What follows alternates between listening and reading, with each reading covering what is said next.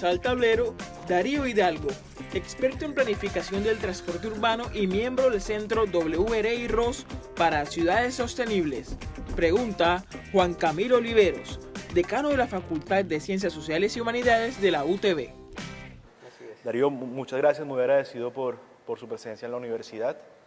Una invitación muy especial de la cátedra Fulbright el día de hoy a Unitecnológica. Muchas gracias. Bueno, pues como sabe muy bien, estamos en un momento muy interesante en la ciudad y es que estamos a un poco más de un año de implementar Transcaribe, en parte como ejemplo de lo que fue en su momento el sistema en Bogotá Transmilenio.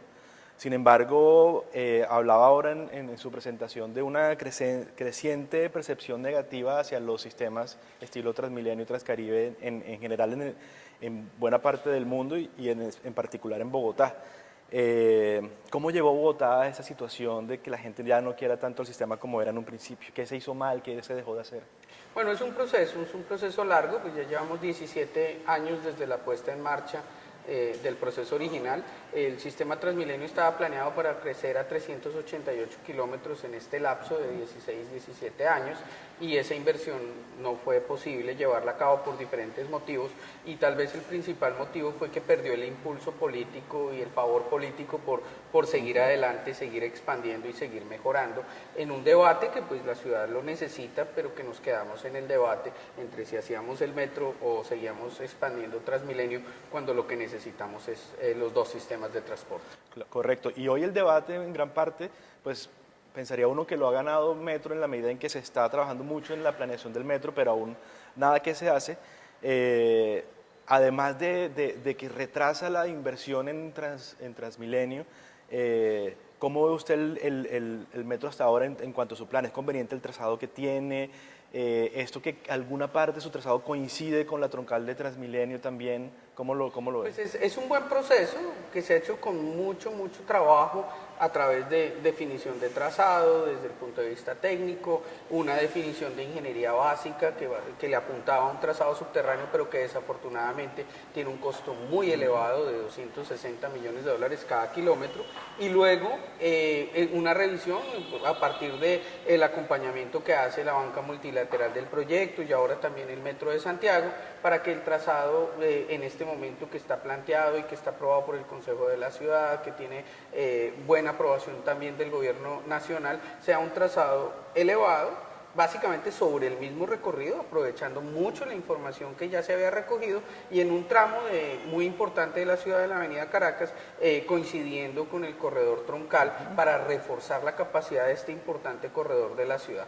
Ahora, el costo es menor, es del orden de 130 millones de dólares cada kilómetro, es decir, podemos realizarlo con los recursos que la ciudad y el gobierno nacional aporta al proyecto. Pero el tema no es que pues, el metro va a acabar completamente con el transporte masivo que en este momento tiene la ciudad, va a ser el mejor complemento posible, porque va a dar la capacidad y confiabilidad a un corredor que lo necesita, pero el resto del sistema tiene que seguir mejorando y también hay expansiones previstas en la ciudad de Bogotá. Hay una que es bastante polémica, que es la de la carrera séptima, pero es la que va más adelantada en la preparación de estudios en este momento. Bogotá necesita un sistema de transporte masivo robusto, complementario, multimodal, integrado, y en este momento está trabajando en ese esfuerzo, y mi expectativa como bogotano, como colombiano, que al fin y al cabo el gobierno nacional aporta mucho a la ciudad de Bogotá también, es que podamos tener estos sistemas operando y no nos quedemos simplemente hablando de ellos por años. Así como en Cartagena nos hemos quedado hablando por años del sistema de transporte acuático, por años, ese es digamos como nuestro metro. ¿Conoce algún sistema exitoso que se base en el agua? ¿Sería viable en Cartagena hacerlo? Sí, pues Cartagena está al lado del agua. Vivimos es una ciudad que convive con el mar y lo tiene ahí mismo, la bahía, las ciénagas, los caños, todo apunta a que pueda complementarse. Hay extraordinarios ejemplos en muchas partes del mundo. Uno en Londres usan el río Támesis, en Nueva York usan los dos brazos del río Hudson, incluso en ciudades en desarrollo donde he visto transporte acuático de altísima capacidad en la ciudad de Bangkok. El río es un río grande y todo, pero tiene muchos barcos circulando en el río como transporte público de muy buena capacidad y pues fuera del gran trancón, porque la ciudad de Bangkok es una de las ciudades con el mayor congestionamiento que uno puede visitar. Es totalmente viable, por supuesto hay que estudiarlo en la medida de las necesidades de Cartagena y que sea complementario, que no sea otro sistema diferente a el sistema Transcaribe que está en crecimiento en este momento. Sí, y volviendo a ese tema de Transcaribe, el proyecto contempla una cobertura de más del 90%, es decir, casi que todo el transporte público de la ciudad podría ser servido por Transcaribe. Sin embargo, está basado sobre una sola troncal. ¿Es posible llegar a esa cobertura con esa sola troncal? ¿Se requieren de pronto otros proyectos complementarios, otra infraestructura? Pues en la discusión salió el día de hoy cuando estábamos hablando sobre este tema de Transcaribe, la necesidad de que la prioridad para el transporte público no sea solo en el corredor troncal con la gran inversión, sino que también exista algún nivel de prioridad en otros corredores de la ciudad conforme el sistema esté creciendo. ¿Por qué? Porque si se gana mucho en la troncal, porque pues es el corredor exclusivo, los buses son mucho más confiables, van mucho más rápido, pero esa confiabilidad y esos tiempos se pueden perder en la alimentación, en otros corredores que no necesariamente usen esta troncal, y por eso es importante que la prioridad sea en todas partes. La ciudad de Cali ha ensayado con corredores pretroncales, es decir, con prioridad en otras avenidas para que los buses también vayan más rápido. Bogotá también ha ensayado recientemente con vías prioritarias. No funcionan lo mismo que la troncal, no pueden funcionar lo mismo que la troncal, pero definitivamente sí mejoran la confiabilidad del servicio para los usuarios de bus en esos corredores. Okay. Hemos experimentado en la ciudad un crecimiento importante del uso de la moto y el servicio informal del transporte del mototaxi. ¿Qué tanto afectan estos servicios a los sistemas BTRs? ¿Qué tipo de políticas podría de pronto hacer Cartagena un poco para tratar la problemática? Afectan la totalidad del transporte público, no solamente el componente troncal, porque pues definitivamente es el mismo tipo de usuario. Una de las cosas que me ha tocado en mi desarrollo profesional es que cuando yo empecé a trabajar en el área de transporte urbano, los usuarios de transporte público eran cautivos del transporte público, no tenían alternativa.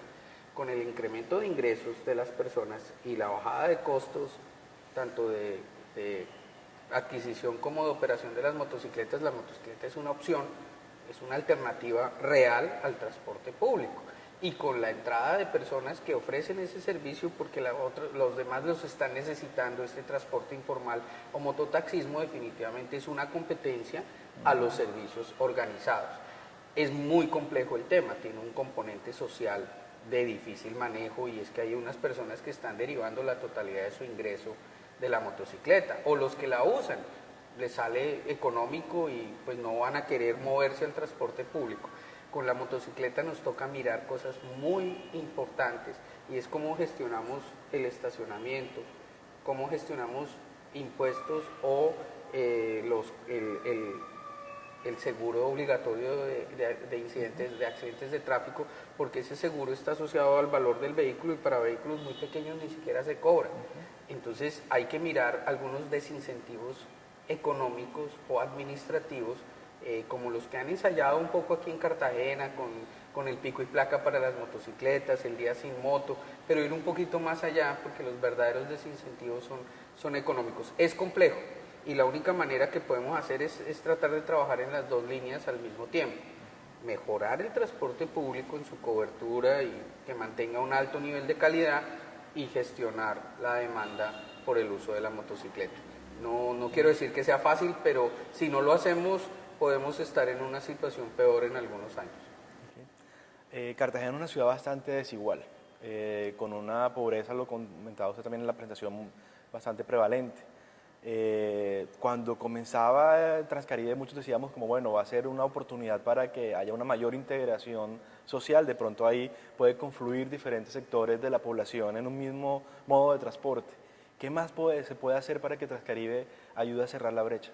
Pues dos temas básicos e importantísimos. Uno, que los servicios lleguen a los barrios de menores ingresos, y algunos de estos barrios es complejo, ni siquiera tienen las vías las condiciones para la circulación de vehículos de transporte público. Entonces hay que encontrar alternativas. La ciudad de Montería, por ejemplo, tiene sistema de motocarros, de triciclos, que ayudan en esa integración. Eso es algo que se puede explorar en algunos sectores de Cartagena, la integración de esos, para que llegue el servicio integrado a donde la gente la necesita. Pero puede no ser suficiente. Puede ser que la tarifa, de todas maneras, del transporte público, la que está establecida, sea demasiado alto para familias de bajos ingresos. Entonces hay que explorar también la oportunidad de dar subsidios focalizados o incentivos a estas personas, de manera que las personas puedan gozar del acceso. La pobreza básicamente es falta de acceso a las oportunidades. El transporte público organizado de calidad puede ofrecer ese acceso si tiene la cobertura, pero si también el precio es asequible. En la cátedra también se estaban discutiendo sobre otras alternativas que se pueden hacer en la ciudad, alrededor de peatonalizar algunas áreas de la ciudad como el centro histórico, o trabajar temas de parqueo y cobro por estacionamientos, o cobros por congestión, o incentivar el uso de la bicicleta, o también de caminar. ¿Qué nos podrías recomendar? Además, teniendo en cuenta un poco las particularidades del clima, de la ciudad, el calor, a veces las lluvias, ¿qué recomendación podría tener usted, digamos, como desde afuera, que vieran estos otros aspectos para la ciudad? No, pues Cartagena es un sitio maravilloso desde muchos aspectos. El clima, pues viniendo de Bogotá, pues sí es un clima muy caluroso, especialmente en horas del mediodía, pero no debe ser una prevención a modos que son muy sostenibles, como la caminata y la bicicleta, que tienen que integrarse a la planeación del transporte de la ciudad. Para un recorrido de una caminata demasiado larga, pues no es correcto, pero por ejemplo, el diseño de la llegada de la gente caminando a las estaciones, que por lo menos existan aceras adecuadas que les den el acceso seguro, o sitios para el estacionamiento de bicicletas, para que personas puedan combinar el viaje y no les cueste mucho más, o que puedan llevar en algunas horas del día la bicicleta dentro de los buses. Como decía bien el profesor Ortúzar dentro de la cátedra, el problema de transporte es un problema muy complejo y no existe una única solución, ni tampoco existe un verdadero óptimo. Hay que combinar estrategias, y las estrategias básicamente son: la primera, de planeamiento urbano, evitar que la ciudad se siga extendiendo y extendiendo y extendiendo, porque eso hace que los viajes cada vez sean más y más y más largos. Eso es una. La segunda es de promover los modos sostenibles y desincentivar los modos no sostenibles. Modos sostenibles son el transporte público del que estamos hablando, la caminata, la bicicleta. Eso requiere inversión en infraestructura y en servicios para esos proyectos, pero también requiere que gestionemos la demanda, que cobremos el estacionamiento, por lo menos, el estacionamiento a costos razonables, que lo organicemos en la ciudad. Cartagena es una ciudad que tiene en este momento una falta importante de organización de su estacionamiento. Muchos vehículos estacionan incluso sobre el espacio peatonal en algunos sectores de la ciudad, y pues eso pues va en contra de todo este principio de sostenibilidad. Y lo tercero, y es el final, es que mejoremos la tecnología, que podamos operar de manera más eficiente, que tengamos vehículos más limpios, y que incluso pues esta iniciativa que lleva en Cartagena varios años se logre de tener también transporte acuático. Okay. Bueno, para terminar, comentábamos también en la cátedra temas relacionados con lo institucional. Con que de pronto se requiere una nueva secretaría o una nueva reglamentación, o el cambio del cambio de alcaldes, y que todo vuelve a comenzar. Usted tenía un punto muy interesante alrededor de eso, que no se requiere nuevas instituciones como tal, porque cerramos, digamos, hablando un poco de eso. Es positivo tener las instituciones, porque tienen el equipo dedicado y tienen el mandato y tienen la razón de ser para que progresen en el tiempo.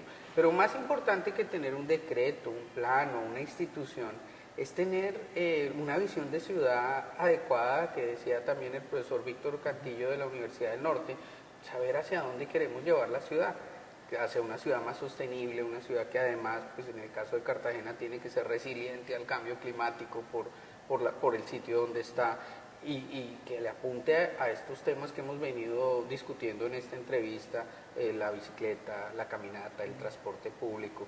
Eso es más importante que tener instituciones o tener planes, es poderlos realizar, sacarlos adelante. Muy bien, Darío, muchísimas gracias por esta entrevista y bueno, espero que siga disfrutando su estadía aquí en la universidad y en la ciudad. Muchas gracias. Estoy muy agradecido por esta invitación.